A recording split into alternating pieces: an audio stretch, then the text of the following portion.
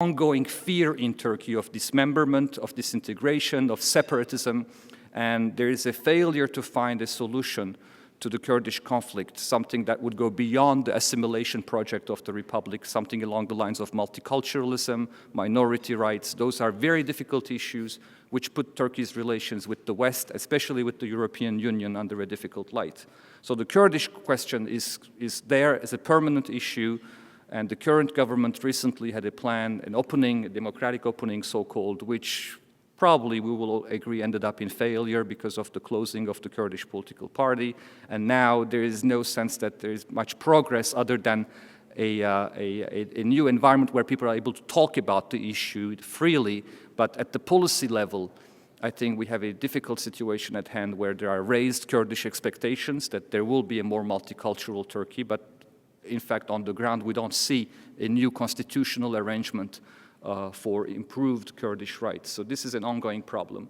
The second identity problem of Turkey that you are likely to see in the headlines is also about Islam, political Islam, and this fight in Turkey between basically Kemalism, the official ideology of the country, and Turkey, yes, has an official ideology, which is itself part of the identity problem. This fight between Kemalism, with its understanding of secularism, which is a peculiar type of secularism. We can discuss this in detail, which is very much influenced by French laïcité, which has anti-clerical, anti-religious elements in it, which wants to control the Islamic realm, and the government which we would all agree, I think, represents the more conservative, pious, religious segments of Turkish society, which the Western press often calls as Islamically rooted or moderately Islamic.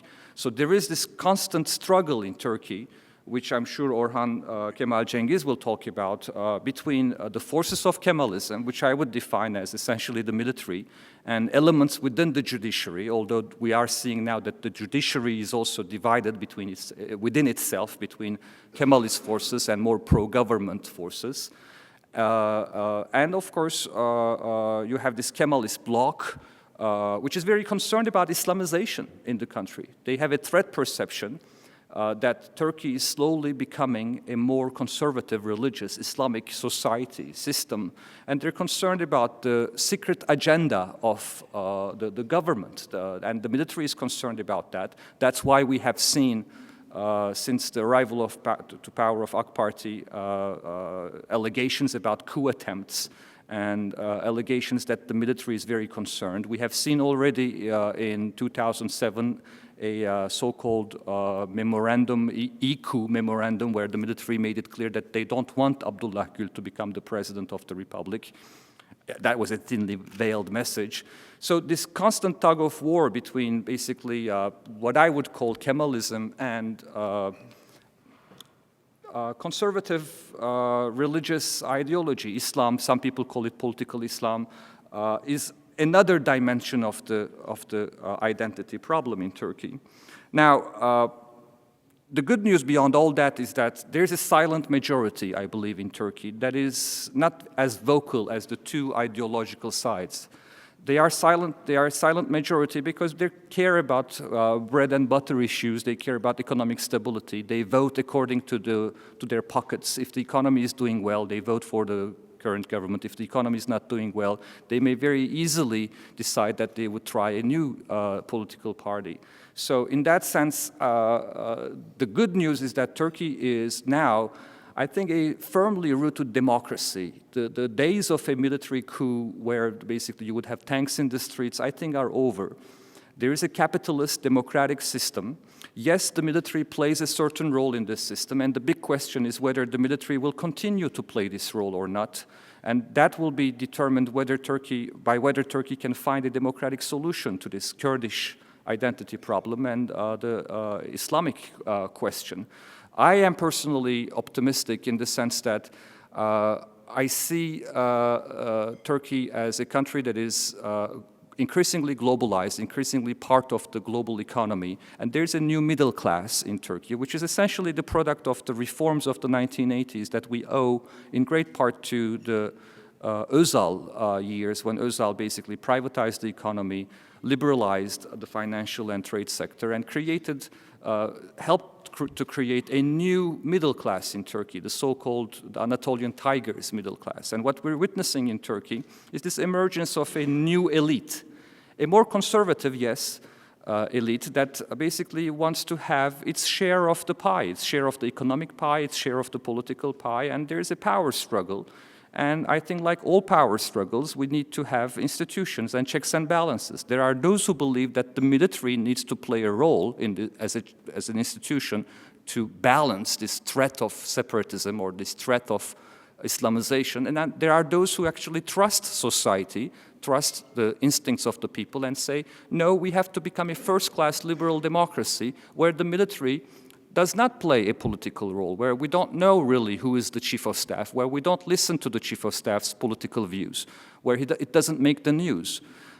In that sense, I tend to see the struggle between not Islam and secularism, but between the status quo, which is represented by the kind of Kemalist ideology, which sees a major threat on the Kurdish front and Islam, and those who want to go beyond the status quo, who want to basically establish a post-Kemalist order in Turkey, which would not deny the achievements of Kemalism, or the acquis Kemalist, if you want, which would not deny the acquis of Kemalism, the achievements of Kemalism in the form of a nation-state, secular republic, but would like to go beyond the kind of threat perception of Kemalism that focuses essentially on the Kurdish question and Islam. Let me stop here, and I'll be happy to take questions later on. No, it's not that's not my signal. It's somebody outside. No, thank you, Omer. We will now move on. I'd like to introduce Orhan. By the way, I did not introduce myself. I'm Graham Fuller, for those of you who don't know me. I'd like to introduce Orhan Kemal Cengiz, who will be addressing an issue that probably none of us would have ever heard about until a year or two ago, namely the Ergenekon issue. Orhan will explain to us what the Ergenekon issue is all about and its implications. I should add that Orhan Kemal Cengiz is president of the Human Rights Agenda Association in Turkey, so he is superbly equipped for addressing this kind of problem. Orhan. Okay, thank you, Graham. It's a great pleasure to be here and to be able to address on this issue. I don't know how much you know about the case, but I guess you should have heard something, because there's a huge controversy about the case in Turkey. There's a huge debate. And if you ask me what was the biggest achievement of Ergenekon gang, is its ability to convince some people even it does not exist. So there is Turkish public opinion divided largely and seriously on the issues.